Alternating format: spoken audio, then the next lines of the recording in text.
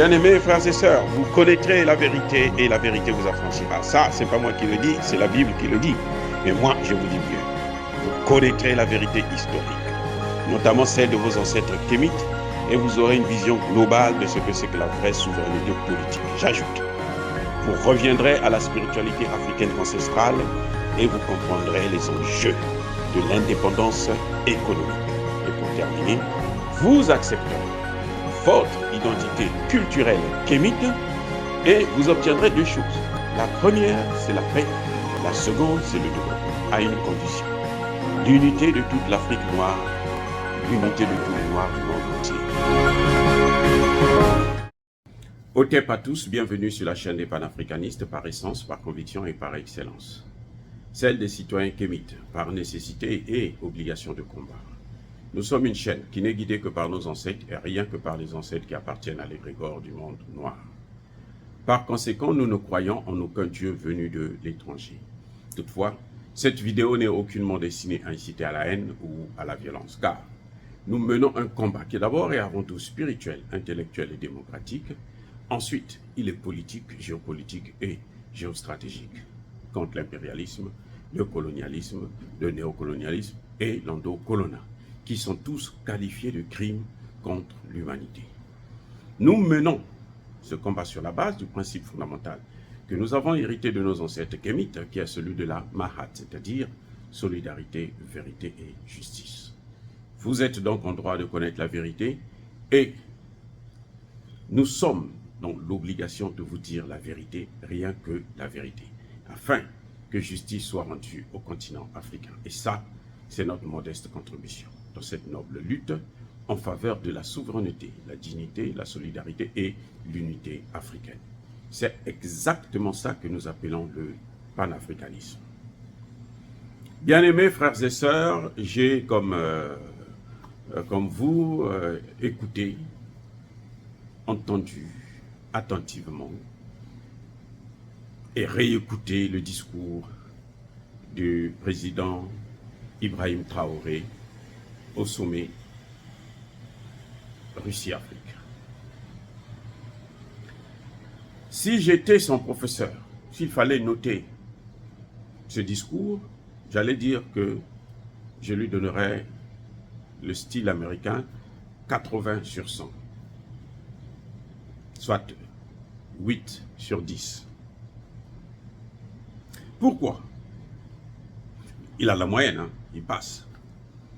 Pourquoi? Mais il a dit de bonnes choses. Mais je constate, malheureusement, qu'il a encore des problèmes sur le plan diplomatique et même émotionnel. Vous savez, quand on est chef d'État, on n'est pas un leader des réseaux sociaux.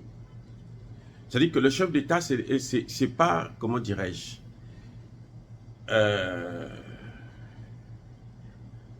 être chef d'État, c'est pas être populiste. Non, c'est pas le populiste. Tu n'as pas besoin d'être populaire. Un chef d'État, ce n'est pas imiter, vouloir qu'on te compare à quelqu'un d'autre. Non, c'est pas ça un chef d'État. Un chef d'État, c'est une fonction noble qui nécessite un certain nombre de respect de certaines règles, notamment diplomatiques. Un chef d'État, ça doit d'abord et avant tout être diplomate, pas guerrier. Oui, parce que même pendant la guerre, on négocie toujours. La Russie est en guerre contre l'Ukraine, et plutôt, j'allais dire, contre l'OTAN, mais elle négocie toujours avec le patron de l'OTAN, c'est-à-dire les États-Unis d'Amérique. Et pourtant, ça tire à boulet rouge, mais il négocie. La guerre, c'est pas une raison pour que on puisse sortir ses gants. Un chef d'État doit être entouré, d'abord, des gens qui s'occupent de son accoutrement. C'est ça la diplomatie, son accoutrement là. On sait que vous allez, monsieur, vous allez à un dîner, vous n'allez pas aller en tenue militaire, voilà ce que vous devrez mettre. Ce n'est pas un crime de mettre la veste. Ce n'est pas un crime de mettre le boubou africain. Si tu ne veux pas mettre la veste parce que c'est le style occidental et que tu es en guerre contre l'Occident, ce que nous savons tous, qui est la réalité d'ailleurs, mais tu peux mettre le boubou africain. Parce que la tenue militaire, là, c'est aussi l'invention des Occidentaux. Que je sache, hein, à moins qu'on me dise que non, ce sont les Africains. Non, la tenue militaire, c'est les inventions des Occidentaux. Et probablement, ça a été même cousu en Occident. Donc, tu peux faire ton voyage en tenue militaire, le jour du sommet, tu mets un boubou africain comme a fait Assimi Goïta. Ça, c'est déjà sur la forme hein, vestimentaire. Il y a un problème qu'il faudrait corriger. Maintenant, on va aller sur le fond. Sur le fond, il y a eu trop d'émotions. On a l'impression que le président Traoré avait préparé son discours parce qu'il ne lisait rien, il parlait. Donc, il avait prémédité que je dois choquer les gens. Je dois les énerver, je dois les bousculer. Vous voyez? Et c'est là où il y a le problème. C'est pour ça que j'ai dit au début de cette vidéo qu'on ne doit pas imiter quelqu'un d'autre. On ne doit pas chercher à se comparer à quelqu'un. On ne doit pas chercher à ce que les gens puissent te prendre pour tel ou tel grand leader. Il faut être naturel. Et ce qu'il y a de meilleur en toi va sortir. Thomas Sankara, que nous aimons tous, était diplomate. Thomas Sankara ne commettrait pas l'erreur que Ibrahim Traoré a commise. Parce que Thomas Sankara, quand il parlait, il fédérait, il demandait aux Africains d'être avec lui pour mener le combat ensemble contre l'impérialisme. Et Thomas Sankara savait pointer du doigt son ennemi. Il ne parlait pas de l'impérialisme comme ça. Il parlait des Occidentaux, il parlait de la France notamment, d'abord et avant tout. Et il a dit à François Mitterrand était là assis, votre pays a le sang des Burkinabés. François Mitterrand est là. Il n'a pas dit les Occidentaux, parce que ce n'est pas tous les Occidentaux qui sont responsables de la colonisation, de l'esclavage, de ceci, de cela. Même si au final, ils s'entendent toujours pour soutenir les autres. Et quand M. Traoré parle, il vous parle des impérialistes de façon vague. Il ne cite aucun nom. Pourquoi? Je le comprends, parce que c'est la diplomatie. Je le comprends, parce qu'il ne veut pas s'attirer des foudres. Mais il faut savoir que pour la France, les États-Unis, le Poutine qui est en face de lui, là, c'est un impérialiste aussi. Voilà pourquoi il fallait préciser. Pour eux, Poutine, c'est un impérialiste. C'est ce qu'ils disent sur leur chaîne occidentale. Donc, pour faire la différence, là, il fallait indexer, citer les pays. Les pays qui n'ont pas voulu vous donner, par exemple, les armes. Les pays qui ont dit que eux, là, les VDP, là, ce sont des milices. Il fallait citer les pays.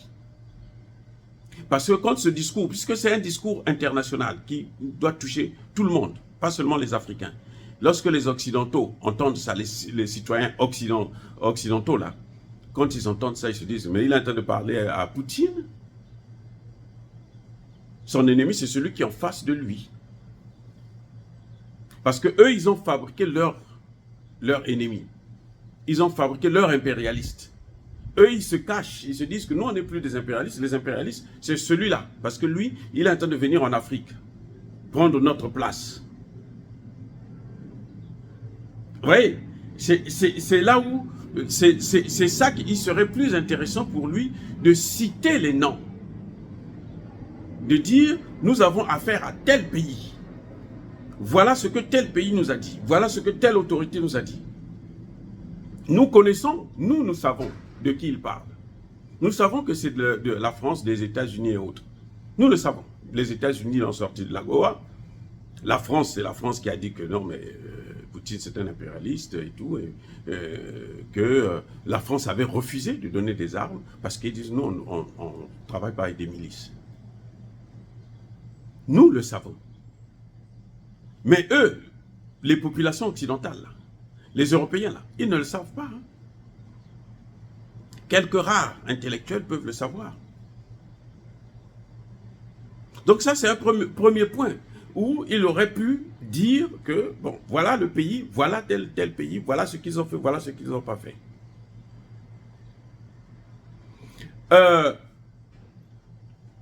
Quand M. Ibrahim dit que lors du prochain sommet, il faut que les pays africains qui ne sont pas en guerre, avant de venir, qu'ils se rassurent qu'il y ait l'autosuffisance alimentaire chez eux. Il est en train de donner un ordre. En diplomatie, ça ne se fait pas. Il est en train de, je dis bien, il est en train de donner un ordre. Ce n'est pas lui qui a organisé le sommet.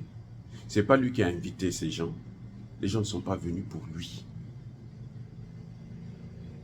Les gens sont venus pour leurs intérêts personnels, de leur pays. Lui devrait parler aussi de son pays. À mon avis, c'est une erreur monumentale. C'est le manque de diplomatie. Et il a besoin de combler ce vide-là. Il a besoin de corriger. Je veux vous montrer que c'est effectivement le manque de diplomatie. C'est comme par hasard. C'est Paul Biya qui a répondu à Ibrahim Traoré, dans le silence, sans froisser quelqu'un. Paul Biya a répondu à Ibrahim Traoré. Suivez bien les débats, les discours des uns et des autres. Macky Sall s'était emporté.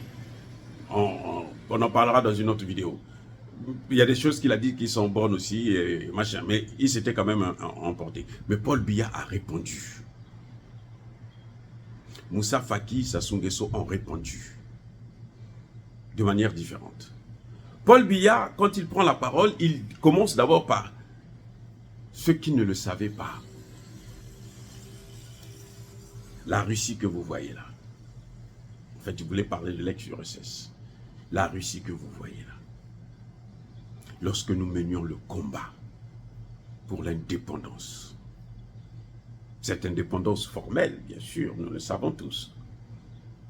La Russie était le seul pays qui a combattu avec nous. N'eût été la Russie, l'aide de la Russie, on n'aurait pas eu ce que nous avons. Toi, là, Traoré, tu ne devrais pas t'asseoir là pour venir parler. Tu serais encore une colonie. La réponse est arrivée. Il a complété ce que, là où tout le monde sait maintenant, parce qu'il ne touche pas, vous voyez le cours de la diplomatie, il ne touche pas, il ne froisse pas les Occidentaux. Il ne froisse pas, il ne touche pas Traoré. Il ne trahit pas Traoré, voilà, j'allais dire. Le vrai mot, c'est ça. Il ne trahit pas Traoré. Mais il complète, il met les choses au clair. La Russie est le pays qui nous a aidés. Donc, quand on dit que la Russie c'est un impérialiste, c'est faux.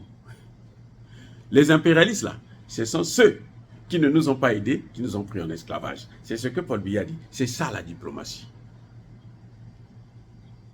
Oh, bien-aimés frères et sœurs. Paul Biya a été, c'est-à-dire que c'est là, ça c'est l'expérience maintenant. Il a d'une part complété la thèse du Traoré, qui est juste, hein. Je n'ai pas dit que sa thèse est mauvaise, non. Le président Traoré a raison. Mais il était trop émotionnel.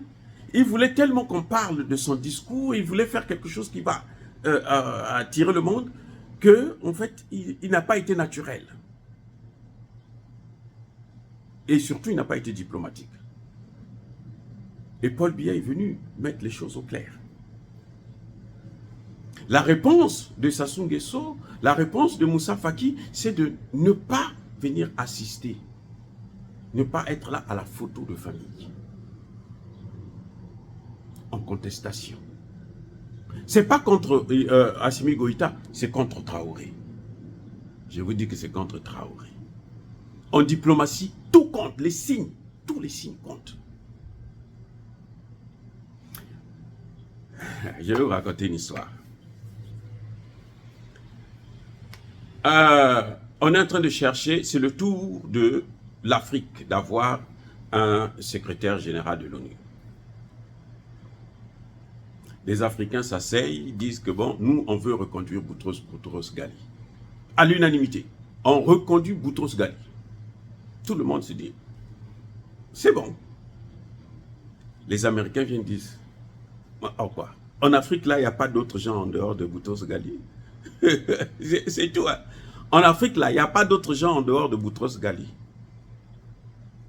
Les diplomates africains ont compris que non, les Américains ne veulent pas de Boutros Ghali. Alors, les Africains s'asseyent.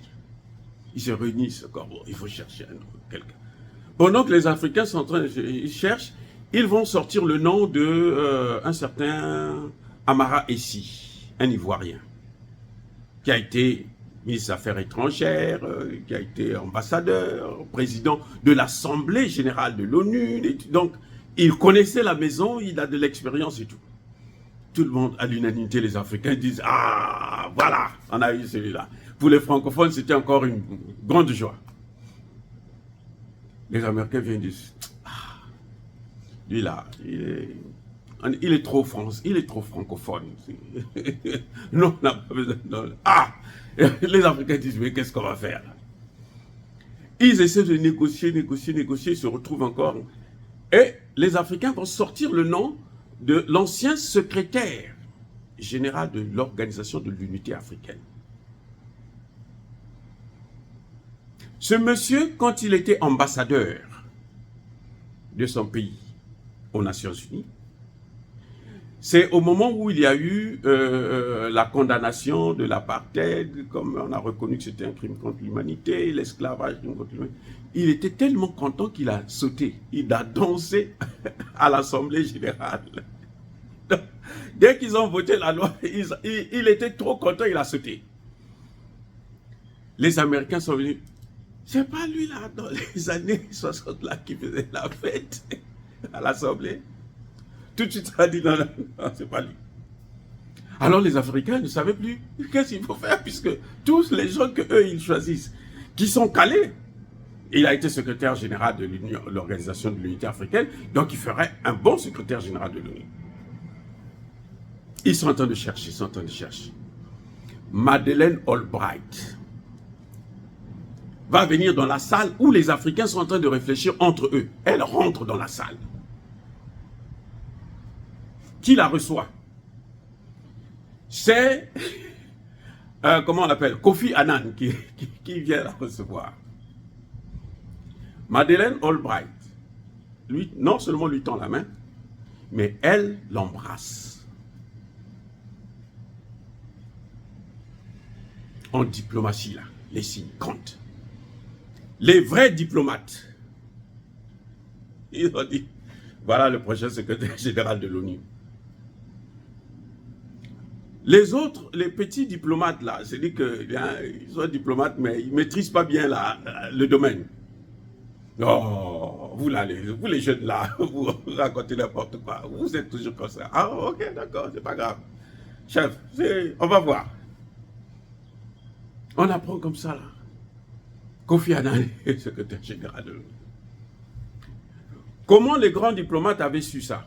Parce que Madeleine Albright, quand elle était ambassadrice des États-Unis aux Nations Unies, elle n'embrassait jamais les Noirs. Même tendre sa main aux Noirs, là, c'était rare.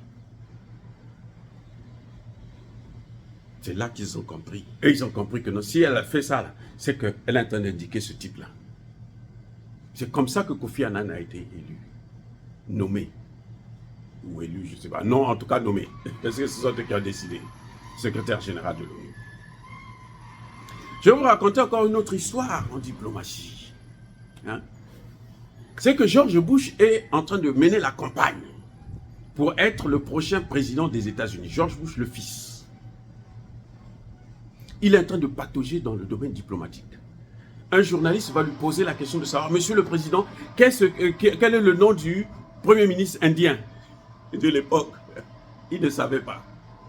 Il se fâche. Il demande au journaliste, toi, si je te demande quel est le nom du Premier ministre, je ne sais pas quel pays, là, tu vas voir. Le gars qui dit, non, moi, je ne suis pas candidat, c'est vous qui êtes candidat.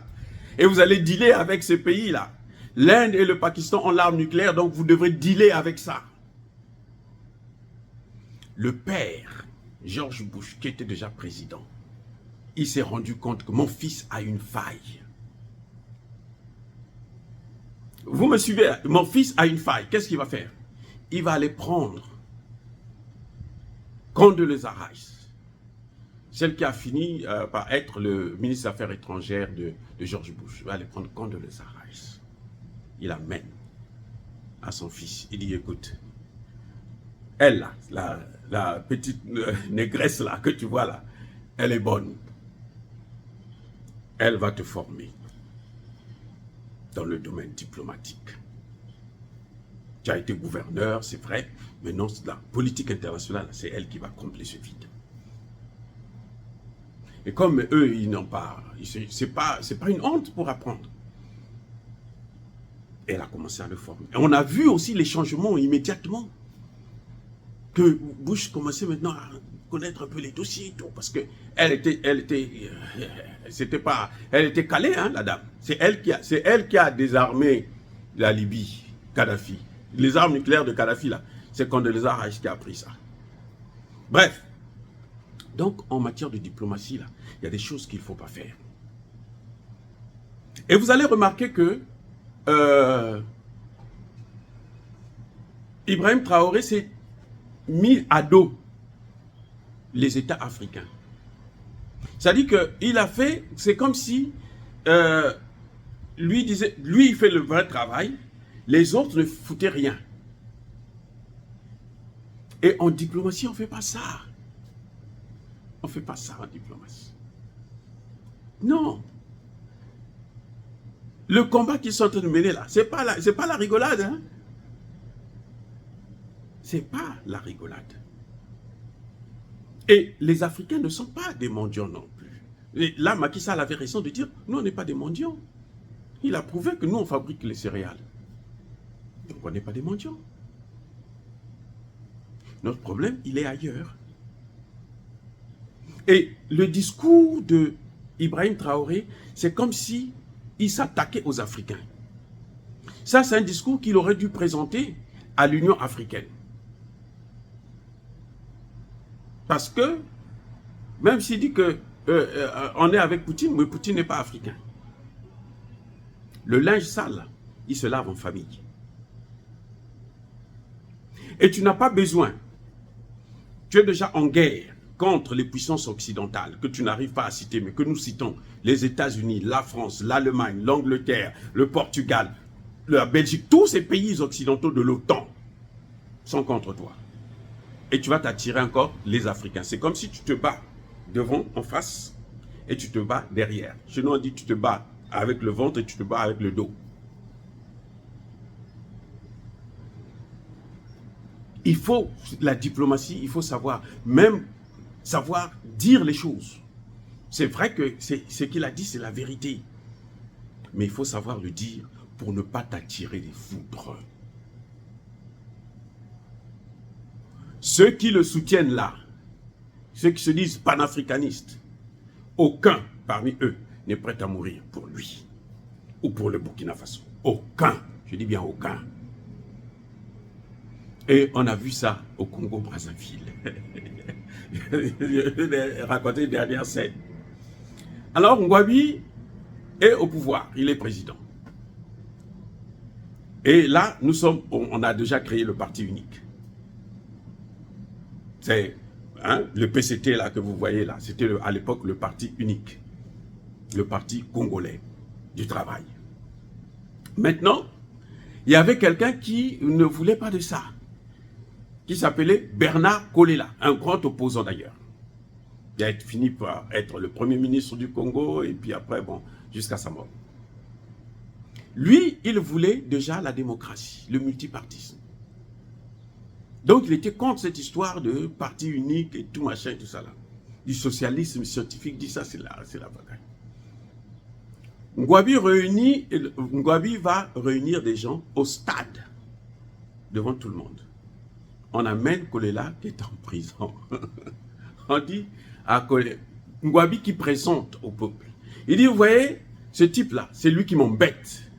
Moi, je veux faire mon travail, lui m'embête. Il n'a qu'à vous dire lui-même, qu'est-ce qu'il veut. Kolela va dire, moi, votre histoire de parti unique, de socialiste scientifique, là, c'est moi, c'est pas. Nous voulons, là, moi, je veux la démocratie, le multipartisme, ainsi de suite. Oui. Ngouabi va faire une expérience en demandant, bon, celui qui, bon, qu'est-ce que vous voulez que je puisse faire d'un type comme ça? La population, les gens vont dire, non, il faut le tuer. Il faut le prendre, lui, c'est la peine de mort. Alors, Ngouabi va dire, bon, celui qui pense que il faut le tuer là, il n'a qu'à prendre la pierre pour commencer à taper sur lui. Vous savez quoi? Tous ceux qui s'étaient réunis dans ce petit stade là, chacun a pris sa route. Il partait. Et Ngouabi s'est retrouvé seul, ou presque, avec son opposant. C'est là que Ngouabi a dit, mais donc vous voulez me tromper? Il a libéré Kolela. C'est-à-dire que il ne faut pas compter sur les gens qui vous soutiennent là. Parce que quand c'est dur, chacun prendra sa voie. Ça va être le sauve qui peut. Moi, si je dis ça, c'est juste parce que je crois que on est tous, on apprend tous. Y compris moi-même, j'apprends. Quand je lis vos commentaires, j'apprends. J'ai fait la dernière fois une vidéo avec un t-shirt où il y avait écrit États-Unis. Les gens se sont fâchés. Ils ont frappé dessus. Vous voyez? J'ai dit, ok, ce t-shirt-là, je ne veux plus jamais l'utiliser. C'est comme ça, parce qu'on apprend. On apprend toujours. Donc, Ibrahim Traoré aussi doit apprendre la diplomatie. Il faut éviter de te mettre à dos ceux qui sont censés être avec toi, même s'ils ne le sont pas.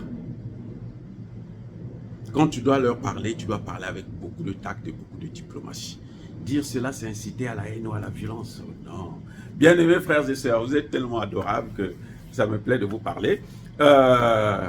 Soyez bénis. Je persiste et je signe. Soyez abondamment bénis par le Dieu des Kémites et par nos ancêtres angélisés. Mais que tous ceux qui persécutent le continent africain le pillent et le déstabilisent.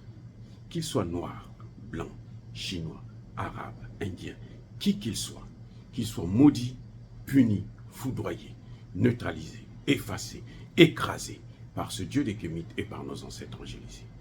Vive l'Afrique éternelle. J'ai dit et j'assume.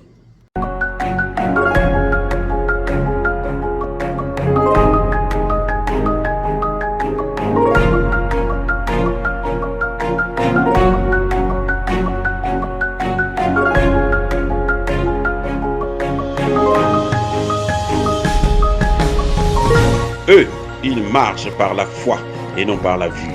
Mais moi, je vous conseille vivement de marcher par la connaissance scientifique et historique, notamment celle de nos ancêtres kémites, par les 5 sens et par l'intelligence.